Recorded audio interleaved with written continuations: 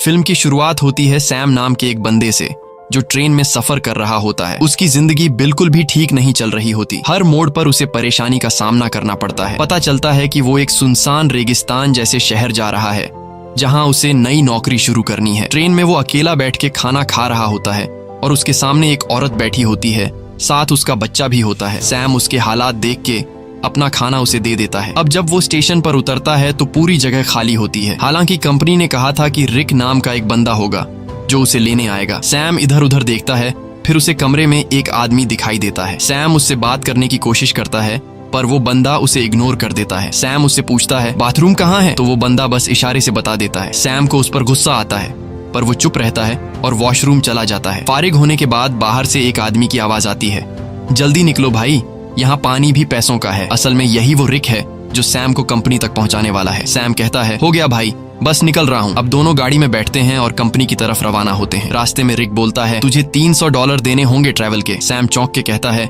यार कंपनी ने तो कहा था $200। रिक गुस्से में कहता है अगर 300 दे सकता है तो ठीक, नहीं तो उतर जा। सैम सोचता है कि कोई दूसरा रास्ता तो है नहीं, तो वो मान जाता है। थोड़ी देर बाद गर्मी बहुत ज्यादा हो जाती है। सैम एसी ऑन करने की कोशिश करता है। रिक तुरंत गुस्से में कहता है हाथ मत लगाना एसी को वरना इंजन बैठ जाएगा। अचानक गाड़ी का टायर पंक्चर हो जाता है। रिक खुद कुछ नहीं करता और सैम से कहता है चल टायर तू बदल। सैम मजबूरी में टायर बदलने लगता है। इसी दौरान वो देखता है कि एक कुत्ता दूसरे कुत्ते को मार रहा होता है। ये देखकर सैम बहुत ज्यादा डर जाता है। रिक आता है और कहता है ओ भाई कांप क्यों रहा है, ये होता रहता है। फिर वो जख्मी कुत्ते को खुद मार देता है ताकि उसे और तकलीफ ना हो। सैम बड़ी मुश्किल से टायर बदलता है।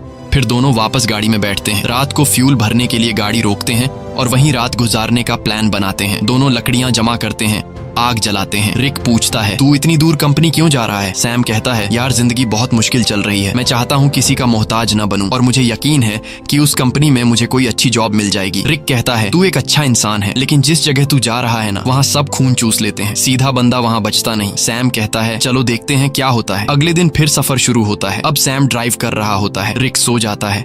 गर्मी ज्यादा होने की वजह से सैम चुपके से एसी ऑन कर देता है। थोड़ी देर बाद इंजन बैठ जाता है। रिक जाग जाता है और सैम पर गुस्सा हो जाता है, ओ भाई मैंने तुझे कहा था ना एसी को मत छेड़। वो गुस्से से गाड़ी से बाहर निकल जाता है। सैम भी उतरता है और रिक से माफी मांगता है।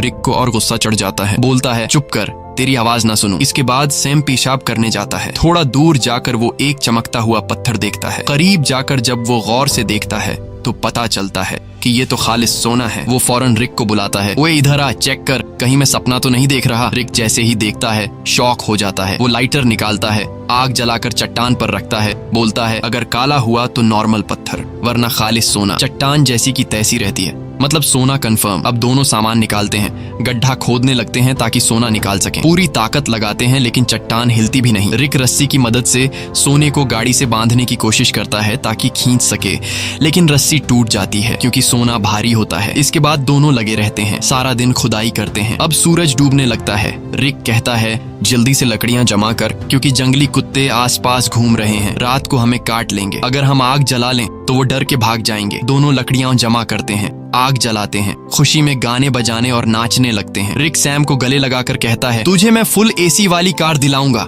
रात को वो लोग बैठकर प्लान बनाते हैं। रिक कहता है ये सोने की चट्टान बहुत बड़ी है, अगर हम महीनों भी खुदाई करते रहें तब भी इसे नहीं निकाल पाएंगे, इसलिए अब एक आदमी यहाँ चट्टान के पास रहेगा और दूसरा जाकर खुदाई की मशीन लेकर आएगा। सैम कहता है भाई तू जाकर ले आ, मैं चट्टान का ध्यान रखूंगा। रिक कहता है नहीं भाई तू जा, मैं चट्टान के पास बैठूंगा, ये रेगिस्तान है, हर तरफ जंगली जानवर हैं, तू ये बर्दाश्त नहीं कर पाएगा। सैम कहता है कोई बात नहीं, तू मेरी टेंशन मत ले, मैं सरवाइव कर लूंगा, तू वैसे भी चोर है, हो सकता है तू सोना लेकर भाग जाए, तुझ पे कैसे भरोसा करूं। रिक कहता है ठीक है भाई मैं जाता हूँ, तू सोने का ध्यान रखना। अगले दिन वो लोग राशन बांटते हैं। रिक सैम को एक सैटेलाइट फोन देता है ताकि दोनों आपस में कांटेक्ट में रहे। रिक कहता है मेरे एक दोस्त के पास खुदाई की मशीन है, वही लाऊंगा, बस दुआ कर गाड़ी रास्ते में खराब ना हो, मुझे वापस आने में 5 दिन लग सकते हैं। और फिर वह चला जाता है। सैम सोने पर मिट्टी डाल देता है ताकि अगर कोई इधर से गुजरे तो सोने को देख न सके। वो एक छोटा सा टेंट भी लगा लेता है चट्टान के पास और अपना सारा सामान उसके अंदर रख देता है। सूरज डूबने से पहले वो लकड़ियां इकट्ठा करता है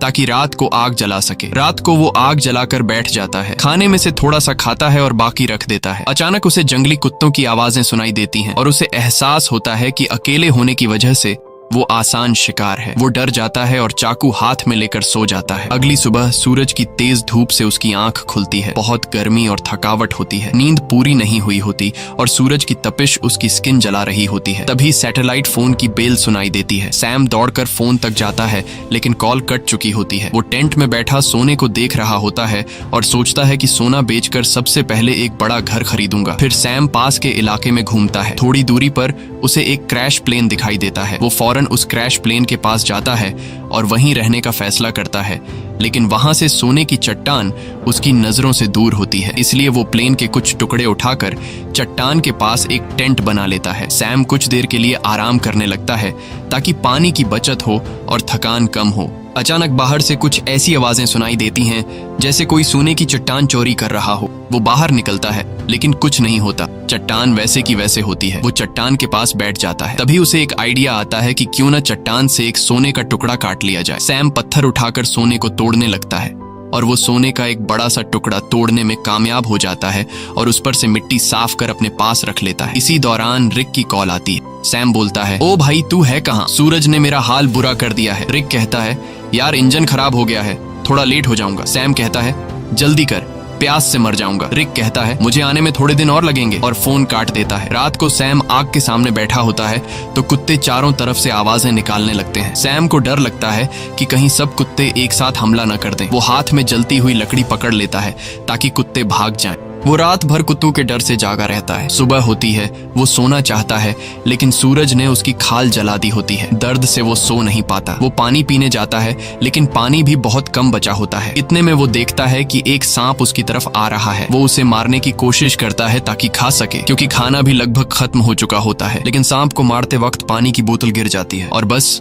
थोड़ा सा पानी बचता है। फिर वो दोबारा प्लेन वाले एरिया में जाता है, उम्मीद करता है कि शायद कुछ खाने पीने को मिल जाए। तभी वो देखता है कि दूर से एक इंसान आ रहा है। वो फौरन अंदर जाकर प्लेन में छुप जाता है, लेकिन वो इंसान प्लेन के पास आ जाता है और सैम को बाहर आने को कहता है। करीब आकर पता चलता है कि वो तो एक लड़की है जो उससे बात करना चाहती है, लेकिन सैम उससे बात करने को तैयार नहीं होता। लड़की पूछती है, तुम यहाँ बैठकर क्या कर रहे हो और यही जगह क्यों चुनी? सैम कुछ नहीं कहता, बस चुप रहता है। थोड़ी देर बाद सैम लड़की से कहता है कि वो इस प्लेन में रह सकती है और खुद वहां से चला जाता है। लड़की कहती है, तुम मुझसे कुछ छुपा रहे हो। वो सैम के पीछे पीछे चलने लगती है और उसके साथ कैंप तक पहुंच जाती है। वो बार बार सैम से पूछती है, तुम यहाँ कैसे पहुंचे? अब सैम घबरा जाता है। वो सोचता है, इससे पहले कि ये सोना देख ले, किसी तरह इसे यहाँ से भगा दूं। सैम लड़की से कहता है, क्यों आई हो मेरे पीछे? यहाँ तुम्हारी कोई जरूरत नहीं है, तुम्हें यहाँ से चले जाना चाहिए। लड़की कहती है, मैं तब तक नहीं जाऊंगी जब तक ये ना पता चल जाए कि तुम मुझे यहाँ से भगाने की कोशिश क्यों कर रहे हो। जरूर तुम मुझसे कोई राज छुपा रहे हो। उसी वक्त उसकी नजर सोने पर पड़ती है। वो कहती है, अच्छा तो ये बात है, पूरे सोने के मालिक बन बैठे हो, ये सारा खजाना अकेले ले जाओगे? अब मेरी बात सुन, मैं तब तक यहाँ से नहीं जाऊंगी जब तक इसमें से मुझे आधा हिस्सा नहीं मिलेगा। सैम को गुस्सा आ जाता है। वो डंडा उठाता है और सीधे उसके सिर पर मारता है। लड़की वहीं मर जाती है। सैम सदमे में आ जाता है। उसे यकीन नहीं होता कि उसने लालच में आकर किसी को मार डाला। फिर खुद को संभालता है, उसकी सारी कीमती चीजें उठाता है, एक गड्ढा खोदता है और उसकी लाश को दफन कर देता है। कुछ देर बाद वो देखता है कि एक कुत्ता आकर उस गड्ढे से लाश निकालने की कोशिश कर रहा है। सैम भाग कर आता है, कुत्ते को हटाता है, लाश बाहर निकालता है और आग लगा के बॉडी को जला देता है। अगले दिन उसकी आंख फोन की घंटी से खुलती है। सैम रिक से कहता है, ओ भाई तू कहाँ है? भूख से मेरी जान निकल रही है, अगर तू जल्दी नहीं आया तो मैं भूख और प्यास से मर जाऊंगा। रिक कहता है, सॉरी यार, मुझे पता है तू बहुत तकलीफ में है, मैं जल्दी आ रहा हूँ, बस ये जो खुदाई वाली मशीन है बहुत स्लो है, थोड़ा टाइम और लगेगा। सैम परेशान हो जाता है। भूख प्यास से उसकी हालत खराब है, ऊपर से डर कि कोई जंगली जानवर हमला न कर दे। कुछ देर बाद वो देखता है कि एक गाड़ी सड़क से जा रही है। वो सोचता है, क्यों ना सोने का एक टुकड़ा लेकर यहाँ से निकल जाऊं, लेकिन ज्यादा सोने की लालच ने उसे रोक लिया। वो चाहता तो सोने का एक टुकड़ा लेकर जा सकता था जिससे उसकी जिंदगी बदल सकती थी, लेकिन ज्यादा की चाह ने उसे यहीं रुकवा दिया। सैम शाम से पहले रात के लिए लकड़ियां इकट्ठा करता है, लेकिन अचानक एक बहुत तेज रेतीला तूफान आता है। वो टेंट की तरफ भागता है, लेकिन तूफान उसका टेंट उड़ा देता है। सैम जान बचाने के लिए इधर उधर भागता है, लेकिन तभी एक पेड़ उस पर गिर जाता है। तूफान रुकने के बाद सैम खुद को मिट्टी में दबा हुआ पाता है और एक लकड़ी का टुकड़ा उसके पेट के आर पार निकला होता है। पर सैम के मन में सोने की लालच इतनी भर चुकी थी कि वो पेट से लकड़ी निकालने के बजाय सीधे सोने की जगह की ओर जाता है। वो चारों तरफ सोने को ढूंढता है और आखिरकार एक टुकड़ा मिल ही जाता है। सैम खुशी से झूम उठता है। फिर वो अपने पेट से लकड़ी निकालता है और जख्म से बहुत खून निकलने लगता है। वो कपड़े का टुकड़ा लेकर जख्म बांधता है, लेकिन खून रुकता नहीं। मजबूरी में वो आग जलाकर एक डिब्बे का टुकड़ा गर्म करता है और जख्म पर लगाता है। इससे सैम को इतनी तकलीफ होती है कि वो बेहोश हो जाता है। थोड़ी देर बाद होश आता है। उसे हर तरफ वही लड़की दिखती है जिसे उसने मारा था। अब उसका दिमाग घूमने लगता है। उसे समझ नहीं आता कि ये सच है या फिर वहम। तभी फोन बजता है। रिक कॉल करता है। सैम चिल्लाता है, यार वो लड़की हर तरफ दिख रही है। रिक बोलता है, कौन सी लड़की? देख, किसी को सोने के बारे में पता न चले।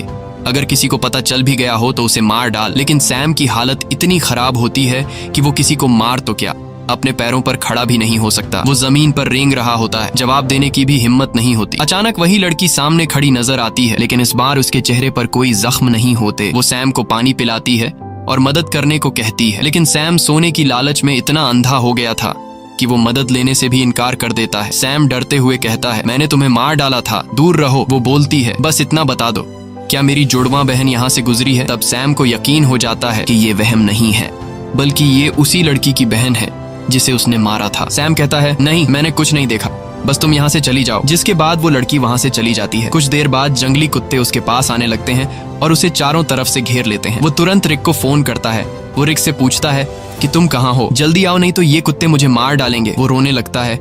रिक से रिक्वेस्ट करता है कि प्लीज जल्दी आ जाओ, मैं मरने वाला हूँ। रिक कहता है, रुक जा, मैं बस पहुंचने वाला हूँ। तभी अचानक कुत्ते हमला कर देते हैं।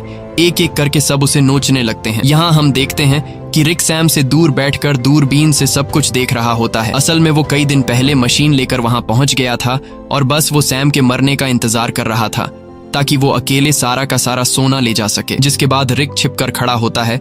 वो देखता है कि सैम को जंगली कुत्ते घसीट कर ले जा रहे हैं। तब भी सैम सोने की तरफ देख रहा होता है। जिसके बाद जंगली कुत्ते सैम को नोच नोच कर खा जाते हैं। रिक को जब पक्का यकीन हो जाता है कि सैम मर गया है, वो गाड़ी लेकर सोना उठाने आता है, लेकिन अचानक एक तीर आकर सीधे उसके सीने में लगता है और वो भी मर जाता है। ये तीर चलाने वाली कोई और नहीं बल्कि वही लड़की की जुड़वा बहन होती है।